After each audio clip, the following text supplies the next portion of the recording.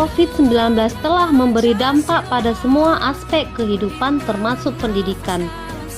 Setelah hampir 2 tahun dunia pendidikan harus melaksanakan proses belajar secara daring, kini akhirnya keadaan itu pun segera berakhir. Saat ini kita berada pada masa transisi menuju new normal, yaitu dengan diberlakukannya pembelajaran tatap muka terbatas, di mana semua aktivitas pembelajaran dilakukan secara terbatas, namun tetap memenuhi standar protokol kesehatan. Dalam pelaksanaan PTMT ini, tentunya sekolah harus dapat meminimalisir bahkan mengatasi terjadinya learning loss yang terjadi akibat pandemi.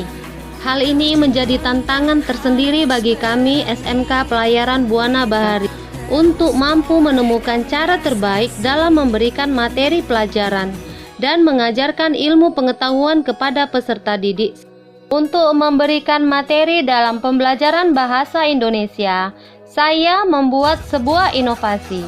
Saya menggunakan aplikasi online AnyFlip untuk mengubah modul pembelajaran yang telah saya susun sebelumnya menjadi bentuk modul elektronik atau e-modul. Tujuan penggunaan e-modul dalam pembelajaran bahasa Indonesia ini adalah untuk memudahkan peserta didik agar dapat belajar dengan aktif bergerak, berliterasi, dan berdampak, sehingga learning loss dapat diminimalisasi maupun diatasi. Bergerak maksudnya adalah peserta didik dapat bergerak melakukan kegiatan belajar secara fleksibel, mengakses materi pelajaran kapan saja dan di mana saja, sehingga memungkinkan melakukan pembelajaran secara lebih intens dan praktis.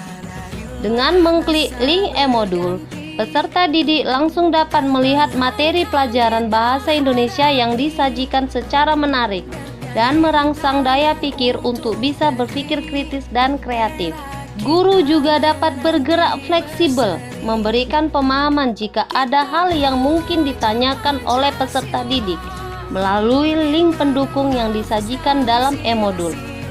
Selain itu, penggunaan e-modul juga memudahkan guru untuk memberikan penilaian dan evaluasi terhadap kegiatan pembelajaran yang telah dilakukan, sehingga learning loss dapat diminimalisir bahkan diatasi dengan mudah. Tujuan kedua penggunaan e-modul dalam pembelajaran bahasa Indonesia adalah berliterasi. Melalui informasi pendukung yang disampaikan dalam materi, peserta didik mampu berliterasi melalui pemecahan permasalahan yang disajikan dengan membaca sumber-sumber bacaan lain yang relevan, menyajikannya dalam bentuk tulisan secara tepat, berani mengemukakan ide melalui penyampaian bahasa yang benar dan lugas, serta mampu melakukan refleksi terhadap kegiatan pembelajaran yang telah dilakukan.